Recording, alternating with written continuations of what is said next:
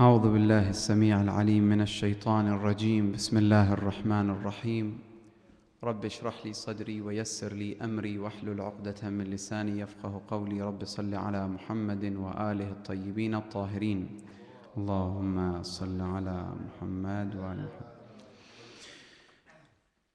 Nous avons parlé de plusieurs choses ou plusieurs moyens.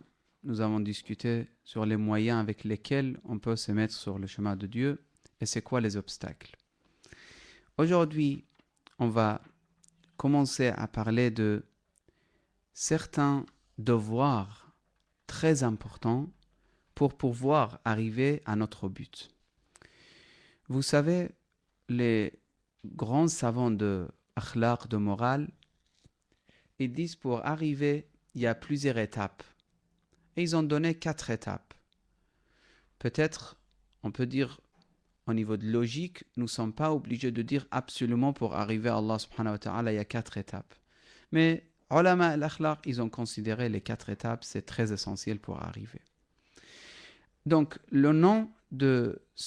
d'abord, avant de rentrer dans les 4 étapes, ou expliquer les 4 étapes, il faut parler de quoi? De murabata, qui est lui-même murabata, il se divise par 4 choses qui s'appellent musharata, muraqaba, muhasaba et mu'ataba. 4 points essentiels pour se perfectionner.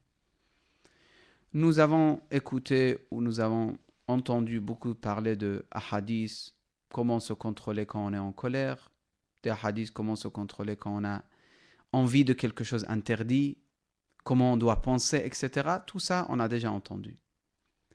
On a vu beaucoup de hadiths, on a entendu beaucoup de hadiths, beaucoup de discours. Mais maintenant, au niveau de pratique, dans notre vie quotidienne, on dit, dans notre vie quotidienne, on dit, on veut, au niveau pratique, quelques solutions. Le monsieur qui l'a étudié à la fac, aujourd'hui il veut travailler, il va au travail, il rencontre des problèmes. Il ne sait pas comment réagir. Le monsieur qui vient de se marier, il vient de se marier et il veut certaines solutions pour sa vie avec son épouse. Le monsieur qui a eu des enfants, il commence à comprendre qu'il y a des difficultés et des complications pour l'éducation. Il a des problèmes. Donc, dans la vie quotidienne ou en pratique, ce n'est pas comme les théories. En théorie, on peut parler de beaucoup de choses fantastiques. On peut expliquer des choses. Oui, il faut être comme ça, il faut faire ça, etc. Mais en pratique, c'est autre chose. Quand on parle ensemble, on dit la générosité est extraordinaire, etc. Tous, on aime, on est encouragé, etc., touché. Mais une fois que on rencontre l'histoire ou les épreuves, c'est là. En arabe, on dit fil mahak. C'est les épreuves qui arrivent. Donc, comment on va réagir? C'est là qu'il faut savoir comment faire pour réussir. Donc, les ulama, les savants de akhlaq, ils disent il y a murabata. Ça veut dire c'est une sorte de bataille avec l'âme. Il faut se protéger. Il faut se rappeler. Il y a beaucoup de choses à faire. Il faut faire, comment dire, il faut construire un château fort autour de toi pour ne pas être attaqué par le shaitan al-rajim. Donc, murabata, c'est ça. Mais ça commence avec quoi? Avec musharata. Déjà, avant de dire ça, Ghurar al-Hakam, Amir al-Mu'minin, salamallahu alayhi, il dit Sukr al-ghaflati wal-ghurur ab'adu ifaqatan min sukr al-khumur. Nous sommes tous ici pour apprendre des choses, pour se perfectionner. Des fois, on ne sait pas qu'on est, excusez-moi pour le terme, mais on est ivre au niveau de morale et au niveau de spiritualité. On est ivre, on est loin de la vérité. On est dans notre monde, on est dans un autre monde. Moi, c'est très important pour moi que vous essayiez avec moi de comprendre qu'est-ce que Ahl al-Bayt veulent nous dire ici. S'il vous plaît, soyez vraiment attentifs, on dit, parce que c'est très riche, cette phrase de Amir al-Mu'minin. Il dit Sukrul ghaflati wal ghurur. Si, ghafla, comment vous traduisez en français? Ghafla, ce n'est pas ignorance. C'est quand tu n'as pas fait attention. Tu n'es pas conscient. Quand tu n'es pas conscient. Aujourd'hui, tu es là. Tu as bonne santé. Tu as tous les moyens pour tout faire. Mais tu n'es pas conscient. Tu ne fais pas attention à tous ces bienfaits de Dieu. Aujourd'hui, tu es à Karbala. Alaykoum salam. Tu es à Karbala, à côté de Sayyid al-Shuhada. Tu n'es pas conscient. Tu n'es pas conscient? Tu ne fais pas attention à l'importance de l'endroit où tu es et tu rates. Quand tu rentres, tu dis, mais j'étais chez Imam al-Hussein. Et ça arrive beaucoup pour nous. Parce qu'on ne sait pas où on est. Aujourd'hui, vous êtes devant le Kaaba al-Sharifa, vous discutez des choses de ce bas monde, etc. Aujourd'hui, on est mois de Ramadan. Tout ça, c'est parce qu'on n'est pas conscient. Donc, il dit Sukrul ghaflati wal ghurur. Ghafla, c'est ça, mais le ghurur, c'est quand la personne, il est satisfait de lui-même, il est orgueilleux, il est vraiment sûr de lui-même, la fierté, et il ne fait pas attention. Donc, dans cette situation, il ne voit pas la vérité. Il ne voit pas les buts qu'il doit avoir dans ce bas monde. Donc, Amir al-Mouni, il dit, ça, c'est pire que l'ivresse du vin. Pourquoi? Parce que celui qui boit du vin, la samahallah, que Dieu nous protège, et nos enfants et tous nos frères, celui qui boit 1 heure, 2 heures, 3 heures, je ne sais pas, maximum, je n'ai pas entendu, mais peut-être maximum 10 heures ou 7 heures, après ça va finir. Alors que l'ivresse à cause de fierté et l'orgueil et ce genre de problème,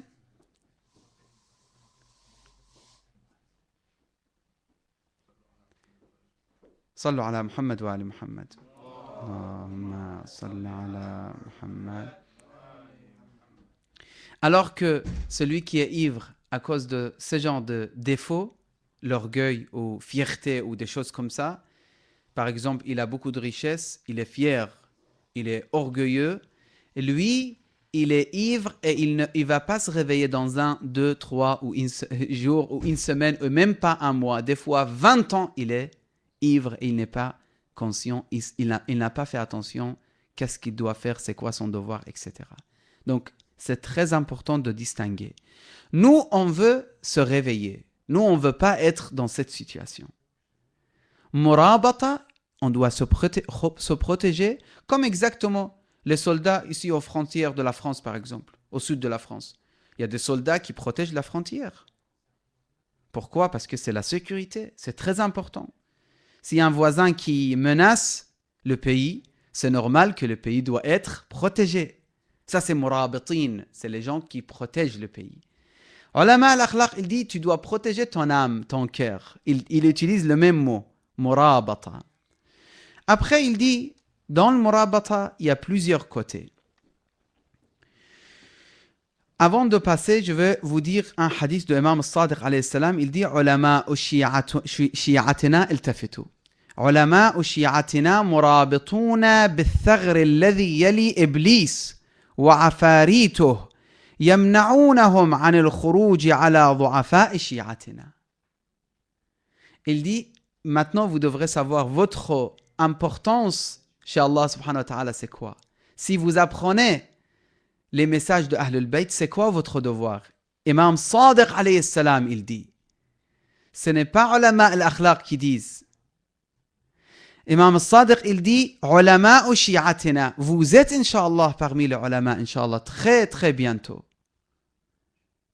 Moi, je vous dis à chacun de vous, vous êtes dans cette situation si vous étudiez et vous perfectionnez au niveau de savoir. Ulama, التفت. علماء شيعتنا مرابطون بالثغر الذي يلي إبليس وعفاريته. Ils sont en train de protéger les savants de Ahl al-Bayt alayhi salam, les savants qu'ils ont étudiés dans l'école de Ahl al-Bayt sont des quoi? Murabitin, comment dire en français? Les gens qui protègent les frontières. Comment ils disent? Les sont des gardiens, mais devant Iblis et ses soldats. Ça veut dire juste devant Iblis et ses soldats, il y a des gardiens. C'est qui? C'est les savants de Ahl al-Bayt. C'est les savants de l'école de Ahl al-Bayt. Pour protéger qui? Pour protéger ضعفاء شيعتنا, les faibles de nos partisans. Parce qu'il y a des partisans forts avec un point ou un point d'ambiguïté, ils ne sont pas du tout touchés, ils ne sont pas du tout égarés. Mais il y a certains d'autres avec un point d'ambiguïté, shubuhat, ils sont complètement égarés de tariq al-haq. Tout de suite, il dit, ah c'est vrai, comment moi je dis ya Ali, ya Hussein? C'est haram, il faut dire ya Allah. Il ne sait pas que quand tu dis ya Ali, ya Hussein, ça veut dire je vous parle parce que vous êtes proche d'Allah, intercesseur d'Allah, wasila ilallah, moyen vers Allah. Donc, un point d'ambiguïté, tout de suite il est détruit. Il dit, ah oui, c'est vrai. Mais nous, si on lui dit, mais attends, s'ils t'ont mis ce piège, dis-leur, pourquoi vous dites au médecin, aide-moi s'il te plaît. Médecin, c'est pire. Médecin, c'est quelqu'un comme toi. C'est même pas un infaillible. Ça peut être un mécréant. Oh médecin, s'il te plaît, aide-moi, tu dois guérir mon fils, etc. Comment? C'est que Allah qui guérit. Et vous vous rappelez, on a parlé de ça. On a dit, dans certains versets, Allah il dit, le Coran al-Karim, il dit, qu'est-ce qu'il a dit le prophète Abraham alayhi salam, فَإِذَا مَرَضْتُ فَهُوَ يَشْفِينِ, c'est lui qui me guérit, Allah il me guérit. Mais un autre verset, il dit, فِيهِ شِفَاءٌ لِلنَّاسِ, le miel. Dans le miel, il y a le guérissement, la guérison pour les gens. Donc, il ne faut pas confondre les deux côtés. Il y a des moyens et il y a des fois directement. Et on a parlé de ça, je ne vais pas répéter. Je vous ai donné 10 versets avec lesquels vous pouvez prouver. Des fois, Allah prend l'âme, des fois, l'ange prend l'âme. Des fois, Allah donne la subsistance, des fois, l'ange donne la subsistance. Des fois, toi-même, tu donnes la subsistance. Ça veut dire que tu es le moyen pour Allah subhanahu wa ta'ala. Donc, eux, ils protègent du'afa shi'atina. Donc, vous devrez être, mes frères et mes sœurs, vous devrez être parmi les gens qui mettent ce but devant leurs yeux, devant eux. Un jour, vous devrez être ulama et shi'a pour protéger al-du'afa, pour protéger les faibles. Aujourd'hui, moi, avec qui je peux parler d'ici, de ce centre? Avec combien de personnes je peux parler? Alors que si vous faites des efforts, chacun de vous, il aura relation avec 200 personnes. Et chaque 200 personnes, ils auront des relations avec 200 personnes. Et allez encore, monte. Et tu vas voir qu'est-ce qu'on peut faire comme travail extraordinaire pour Allah subhanahu wa ta'ala. Il faut expliquer, il faut savoir. Combien de questions ils se répètent depuis 10 ans, je suis en France, ou 11 ans. Toujours, ils posent la question, ils disent, Mashaf Fatima, c'est quoi? Vous avez une autre Coran? Depuis 11 ans, j'entends cette question. Ce n'est pas arrivé le temps pour finir cette histoire, pour dire Mashaf Fatima, ça n'a rien à voir avec le Coran al-Karim qui est unique, qui est chez nous et chez vous la même chose. Ce n'est pas le temps encore. Je ne vais pas sortir de cours, je reviens. Donc, ulama ou shi'atina, les savants de nos partisans, c'est eux qui vont protéger qui? Les faibles de nos partisans.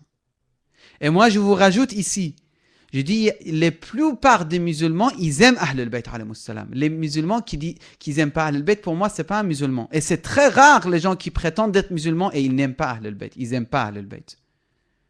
C'est très rare. Donc, c'est un point très important avec lequel vous pouvez rapprocher les gens vers Ahl al-Bayt alayhi salam. C'est un point essentiel. L'amour de Muhammad wa Ali Muhammad. Allahumma salli ala Muhammad wa Ali Muhammad. Après, un autre hadith de Imam Ali, il dit Kafa bar-rajuli ghaflatan an yudayya umrahu fi ma la yunjih. Il dit c'est largement suffisant comme pour être perdu pour un homme ou pour être non conscient qui perd son temps dans les choses qui ne sont pas utiles pour l'au-delà. Il faut voir comment faire murabata, comment se protéger et protéger les autres. C'est le chemin qu'on doit passer. Après, un autre hadith de Imam Ali, Tafitu.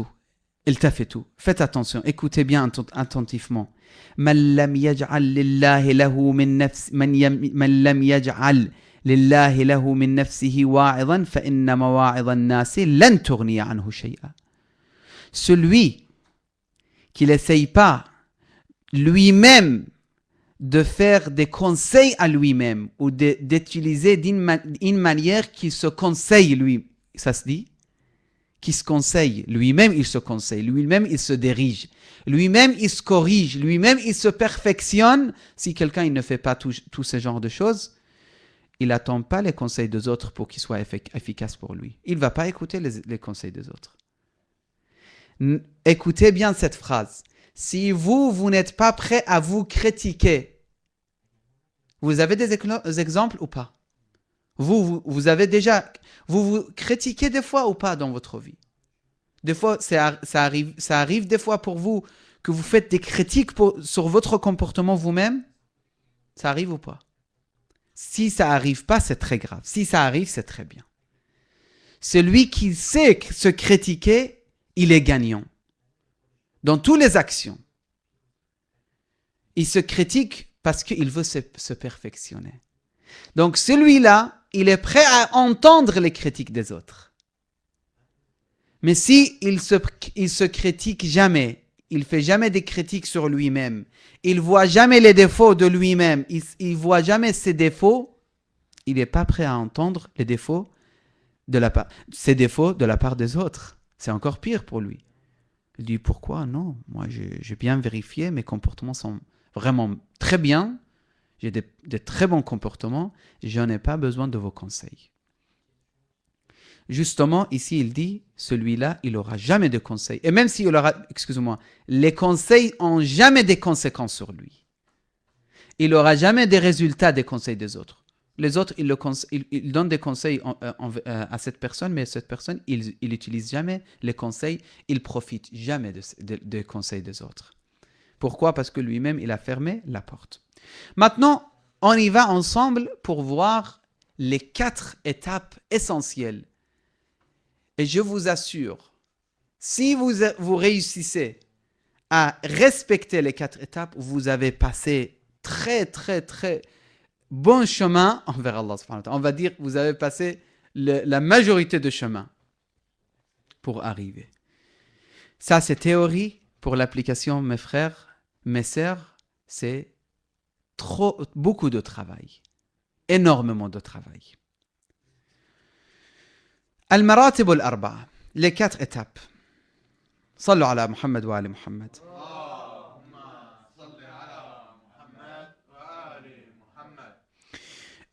L'être humain, il commence à réfléchir. Il dit, je suis dans ce bas monde, je vais me perfectionner, je vais être bien, je vais me mettre sur le chemin de Ahl al-Bayt, je vais suivre Ahl al-Bayt, je vais être comme Salman al-Farisi, je vais être comme Miqdad, je vais être comme tel.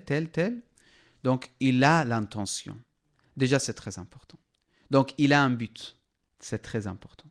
Il ne vit pas sans but. Parce qu'il y a beaucoup de gens, ils vivent sans but.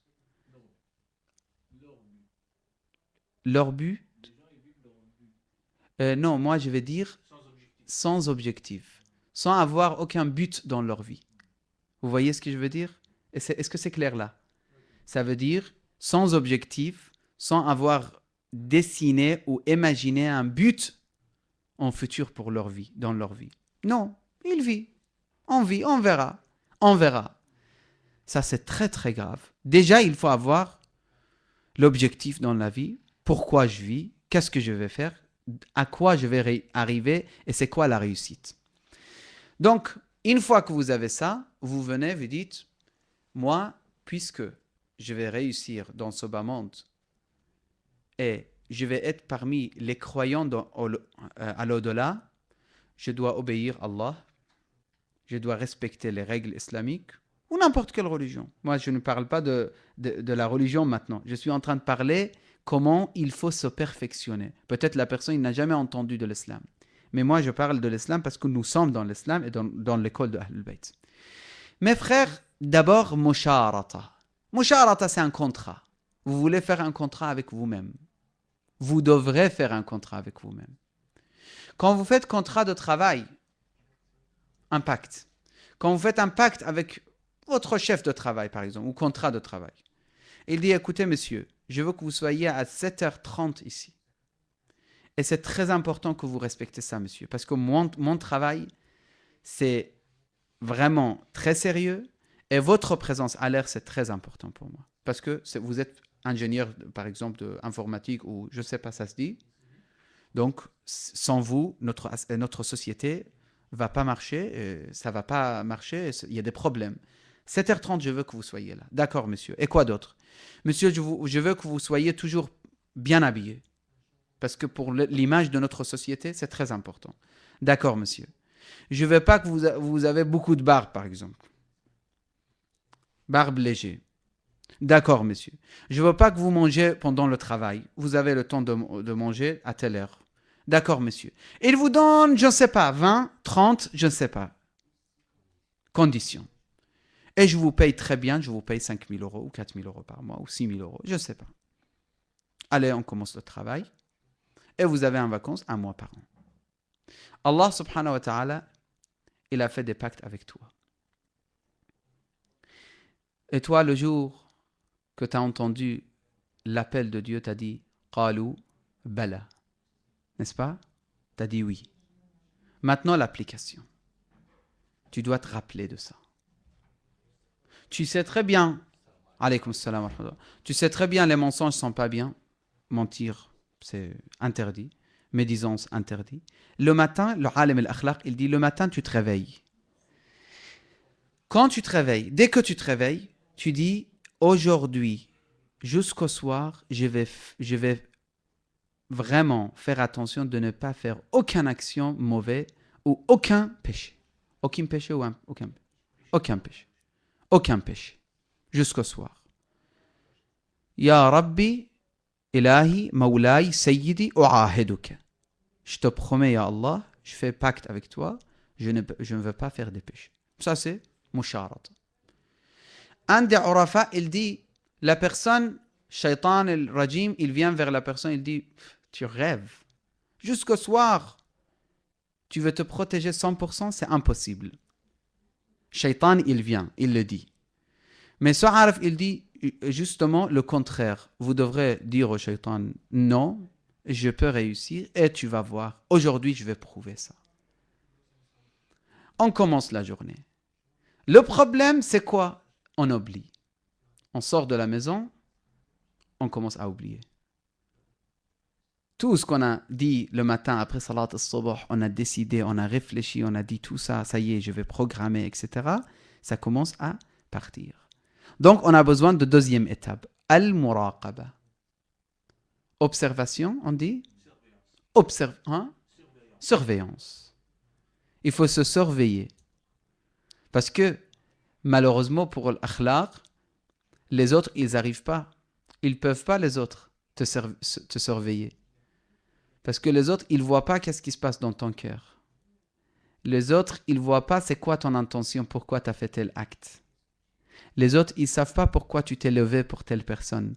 Les autres, ils ne savent pas pourquoi tu es venu au centre, au Husseiniya. Les autres, ils ne savent pas. C'est toi qui dois observer ou surveiller.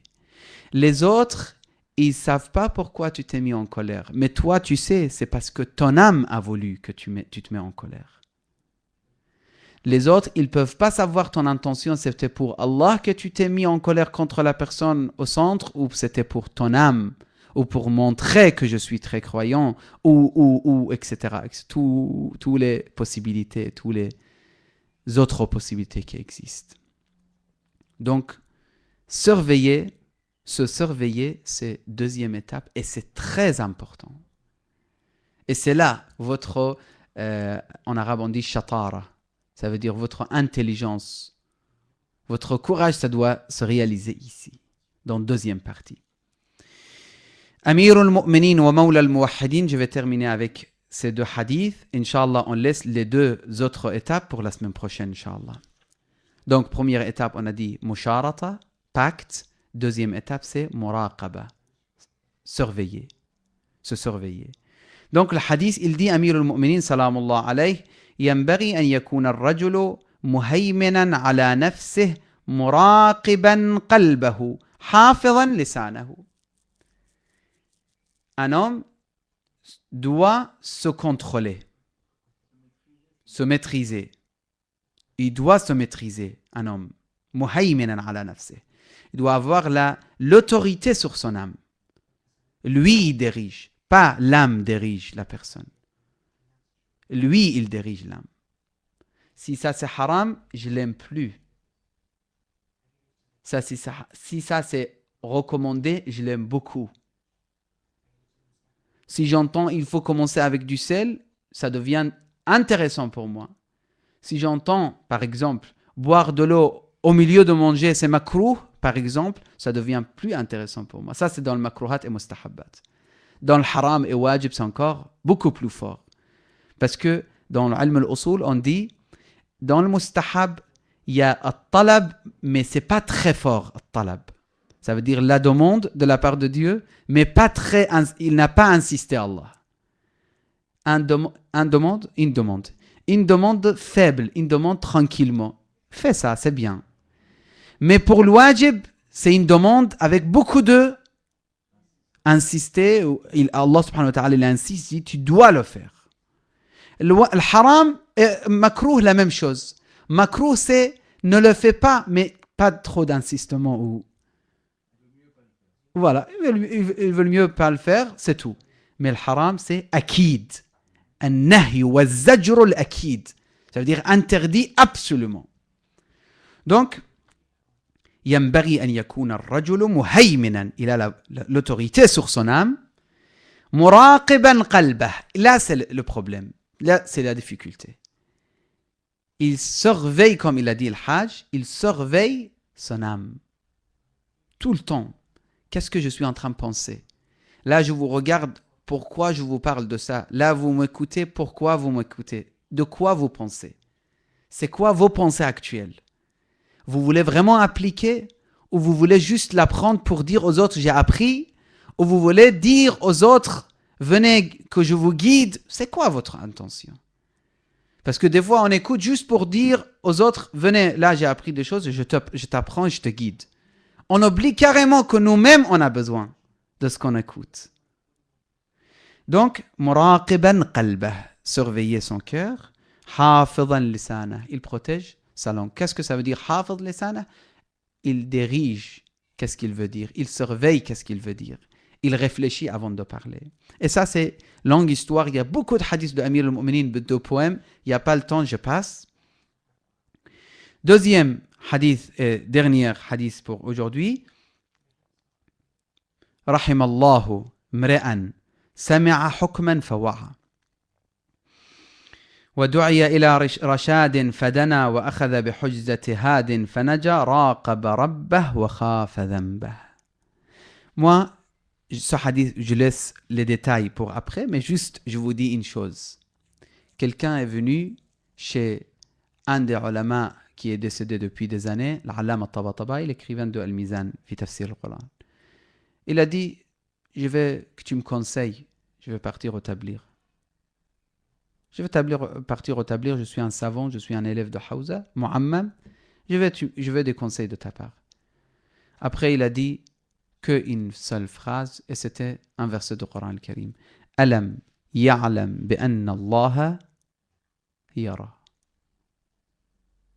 Si tu comprends que Allah voit tout ce que tu fais, tout ce que tu penses, ça y est, tu vas tout réussir. Raqaba rabbah. La personne, tout le temps, doit penser que Allah est là, Allah m'entend, Allah voit mon intention, Allah est là, les autres méritent rien, ne méritent rien, que je fais des efforts et je me fatigue, c'est que Allah qui mérite tous mes efforts. Alam ya'lam bi'anna Allah yara. On arrête là, Inch'Allah, et les deux autres étapes avec l'explication de ce hadith sera, Inch'Allah, pour la semaine prochaine. أقول قولي هذا وأستغفر الله لي ولكم وصلى الله على سيدنا محمد وآله الطاهرين. اللهم صل على محمد وآله